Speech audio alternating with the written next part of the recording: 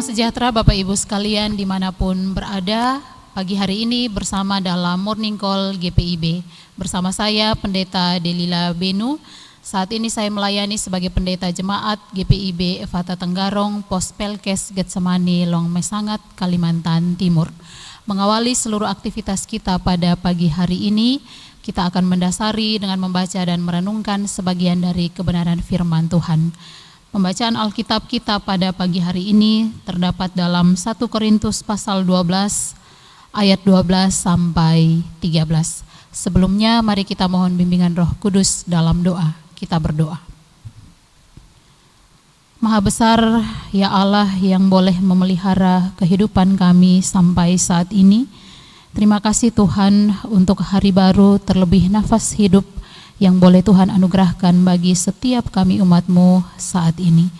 Mengawali seluruh aktivitas kami sepanjang hari ini, kami mau datang kepada Tuhan, membaca dan merenungkan sebagian dari kebenaran firman Tuhan.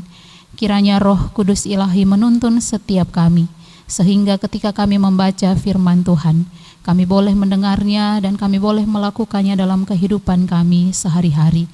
Kiranya kebenaran firman Tuhan juga boleh menguatkan kehidupan beriman kami. Oleh karena itu Tuhan, dalam kesiapan hati kami, berfirmanlah ya Tuhan, kami anak-anak-Mu siap mendengarkan kebenaran firman Tuhan yang hidup. Amin. Bapak Ibu jemaat Tuhan, bacaan Alkitab dari surat 1 Korintus pasal 12 ayat 12 sampai 13 yang menyatakan, banyak anggota tetapi satu tubuh. Karena sama seperti tubuh itu satu dan anggota-anggotanya banyak, dan segala anggota itu sekalipun banyak merupakan satu tubuh, demikian pula Kristus. Sebab dalam satu roh kita semua, baik orang Yahudi maupun orang Yunani, baik budak maupun orang merdeka, telah dibaptis menjadi satu tubuh, dan kita semua diberi minum dari satu roh. Demikian pembacaan Alkitab. Berbahagia kepada setiap kita yang mendengar firman Tuhan dan melakukan dalam kehidupan kita sehari-hari. Haleluya. Bapak Ibu yang terkasih dalam Tuhan Yesus Kristus, pembacaan firman Tuhan pada pagi hari ini kembali menceritakan tentang kota Korintus. Kota Korintus dikenal sebagai kota metropolitan dan kota pelabuhan.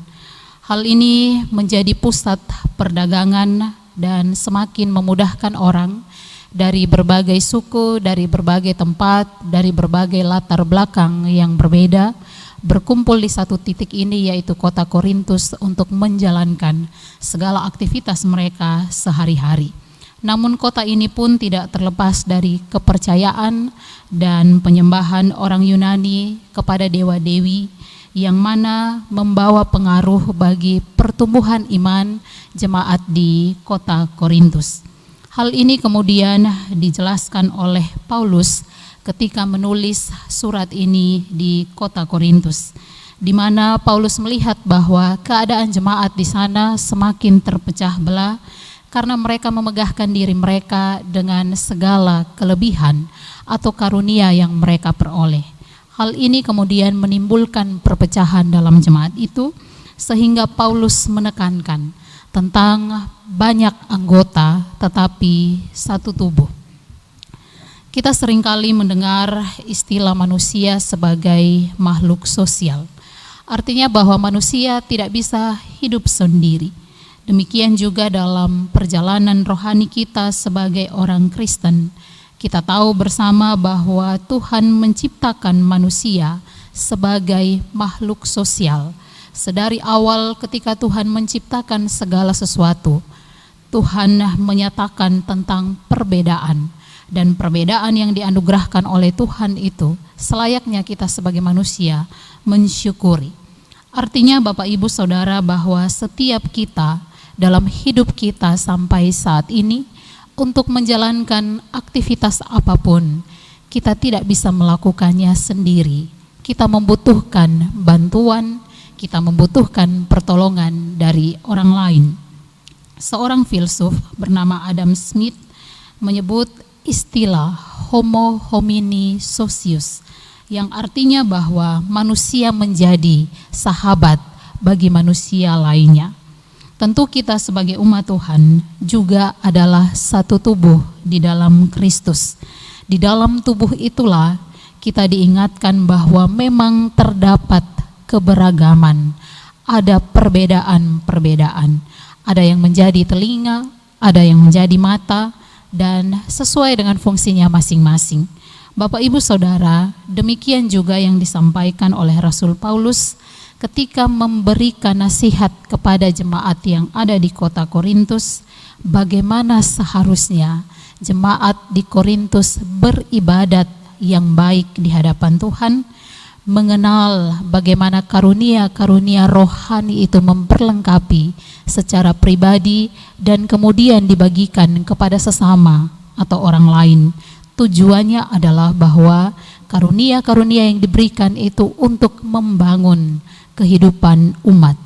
Tetapi yang didapati oleh Paulus adalah bahwa jemaat di sana dengan karunia atau kelebihan atau kemampuan yang dimiliki tidak dipergunakan untuk membangun, tetapi di sana mereka dalam tanda kutip sombong rohani dan memperlihatkan bahwa ada yang lebih daripada yang lain. Bapak Ibu Saudara terkasih, kalau kita membaca kebenaran firman Tuhan dalam pasal 12 ini, dalam ayat-ayat sebelumnya, menggambarkan bahwa rupa-rupa karunia itu ada, tetapi satu roh. Dan ada rupa-rupa pelayanan, tetapi pelayanan itu berpusat hanya pada satu Tuhan.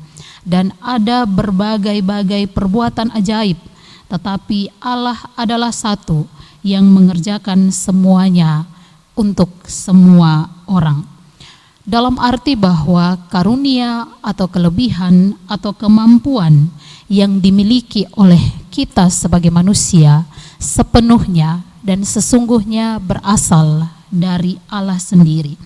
Roh Allah kemudian memberikan kemampuan bagi kita sebagai manusia agar ketika kita menjalankan aktivitas kehidupan kita dengan kelebihan, dengan kemampuan yang kita miliki itu, kita lakukan untuk semua orang dan bukan untuk memegahkan diri.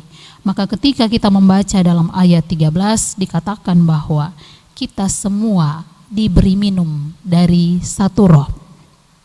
Dalam ayat 12 kemudian juga menjelaskan bahwa tubuh yang dimaksud adalah tubuh Kristus.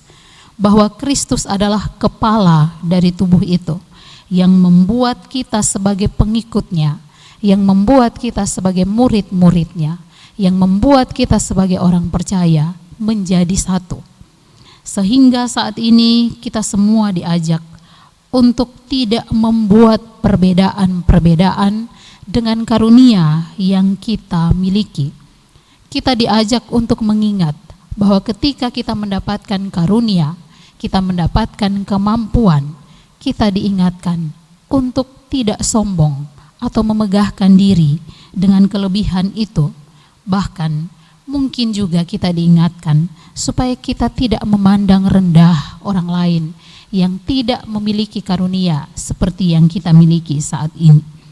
Bapak Ibu Saudara terkasih, Roh Allah kemudian memberikan karunia atau kemampuan yang berbeda itu dengan satu tujuan, supaya setiap jemaat Tuhan bisa saling melengkapi, bisa saling membantu ketika ada saudara atau sesama kita yang tidak memiliki kemampuan tersebut.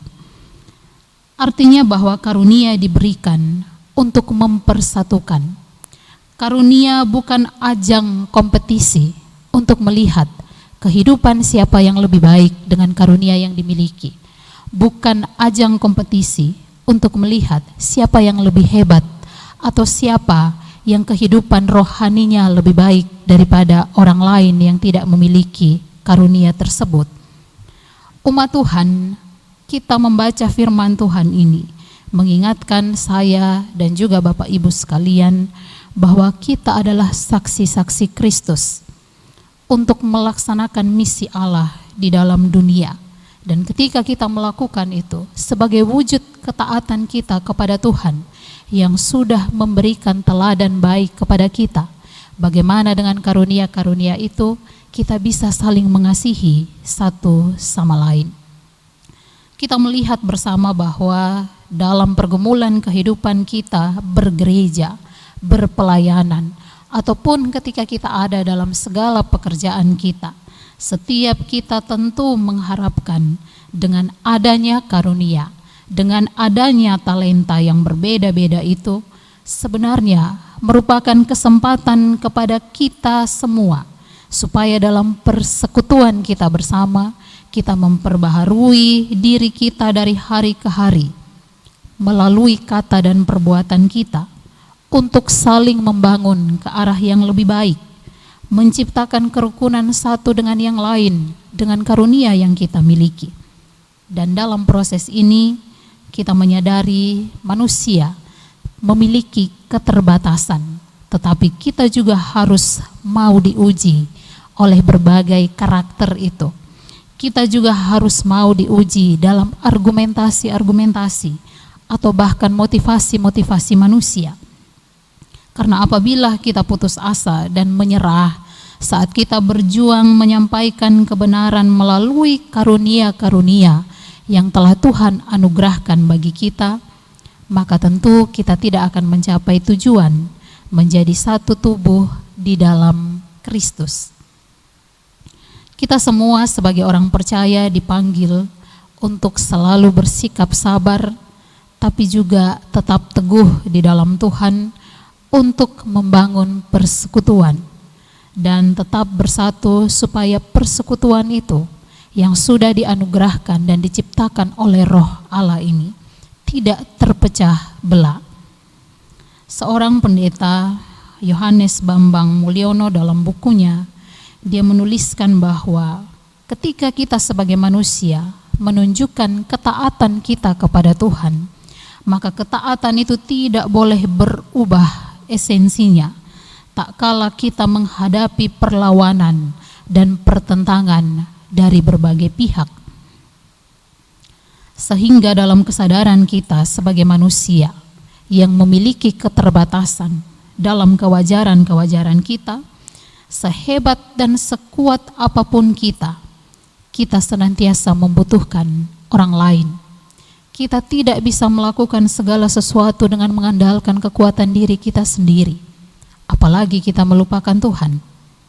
Karena itu Bapak Ibu Saudara dimanapun berada, mari kita mengawali seluruh aktivitas kita ini dengan tetap setia melakukan firman Tuhan dan tetap melakukan kebaikan dan berjuang untuk mengembangkan karunia-karunia yang telah Tuhan berikan bagi kita, kelebihan-kelebihan yang Tuhan berikan kepada setiap kita, tentu hanya untuk hormat dan kemuliaan nama Tuhan. Selamat mengawali seluruh aktivitas kita dengan segala kemampuan yang Tuhan berikan bagi kita. Terpujilah Tuhan. Amin. Bapak Ibu Saudara, mari kita berdoa.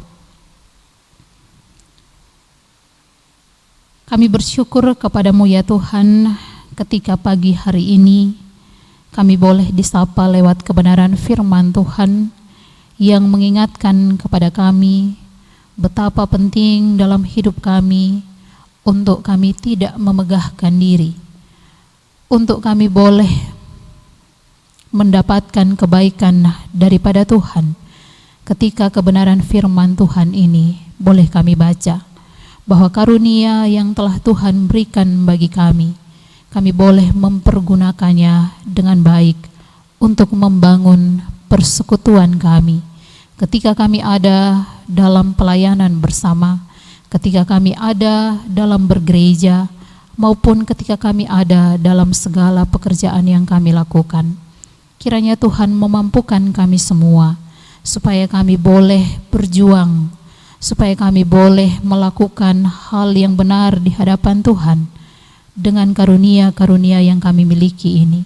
Kami boleh mengembangkannya dengan baik, dan biarlah ya Tuhan, semua itu boleh menjadi hormat kemuliaan bagi nama-Mu ya Tuhan. Hari ini ya Tuhan, ketika kami akan mengawali seluruh aktivitas kehidupan kami kami mau serahkan sepenuhnya dalam tangan pengasihan Tuhan. Kiranya Tuhan boleh menyertai langkah kehidupan kami, menuntun kami, memberikan sukacita bagi kami ketika kami menjalankan segala aktivitas kami dimanapun kami berada. Kami berdoa kepadamu ya Tuhan untuk gereja kami, GPIB secara sinodal, MUPEL, maupun Tuhan GPIB yang ada di pos Pelkes. Kiranya Tuhan memberkati setiap kami dalam setiap pelayanan yang kami lakukan. Biarlah ya Tuhan, umat Tuhan boleh terberkati dengan setiap pelayanan yang ada. Dan sebagai gereja Tuhan, sebagai umat Tuhan, kami boleh terus saling menopang, kami boleh terus saling mendukung satu sama lain dalam setiap doa dan harap yang kami naikkan kepada Tuhan, semua untuk kemajuan gereja kami. Karena itu ya Tuhan, biarlah Tuhan sendiri yang akan menuntun kami, menyertai kami dengan kuasa Roh Kudus, supaya dalam kehidupan kami ini, kami boleh tetap berserah hanya kepadamu ya Tuhan. Kami berdoa bagi setiap jemaat Tuhan dimanapun berada. Tuhan akan memberkati kami dalam seluruh aktivitas kami sepanjang hari ini. Segala pekerjaan, usaha yang kami lakukan, kiranya juga Tuhan boleh memberkati. Jaga dan lindungi kami semua, jauhkan kami dari segala mara bahaya, cobaan bahkan maut sekalipun, sehingga kami boleh tetap ada dalam perlindungan, kasih setia, keselamatan yang daripada Tuhan. Ini doa kami kepadamu ya Tuhan, ampuni segala dosa dan kesalahan kami. Kami berdoa hanya di dalam nama Tuhan kami Yesus Kristus, Juru Selamat kami yang hidup. Amin. Selamat pagi, selamat beraktivitas bagi Bapak Ibu sekalian. Tuhan Yesus kiranya memberkati kita semua.